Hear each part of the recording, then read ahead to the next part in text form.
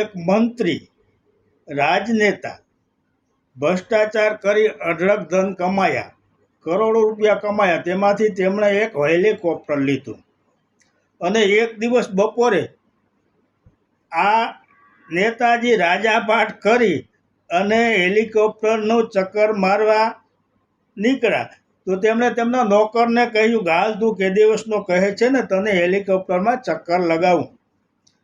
નોકર તો રાજી થયો અને બંને હેલિકોપ્ટરમાં બેઠા.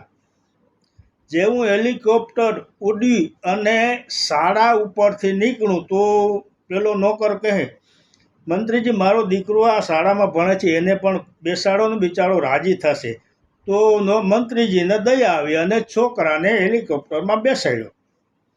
જેવું હેલિકોપ્ટર ઉપર ઉડ્યું કે લાલ લાટ થઈ, પેટ્રોલ ખલાસ અને મંત્રી ખીજાણા કે મેં નોકરને કહે મેં તને કીધું તું કે આપણે બે જઈએ, બે જ છત્રી લીધી છે, હવે તું જાણ અને તારો છોકરો.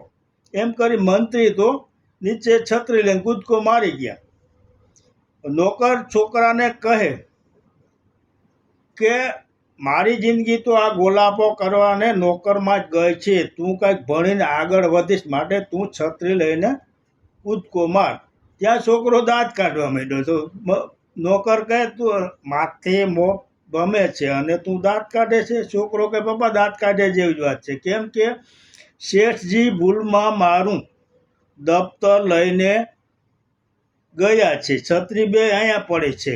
તો નીચે જ બારીમાંથી જોયું તો શેઠજી ગાતા જતા હતા, કોઈ કોઈનું નથી રહે, કોઈ કોઈનું નથી રહે. એક બાજુ દફતર, એક બાજુ ચોપડા ને એક બાજુ પેન્સિલ ઉડે જતા હતા.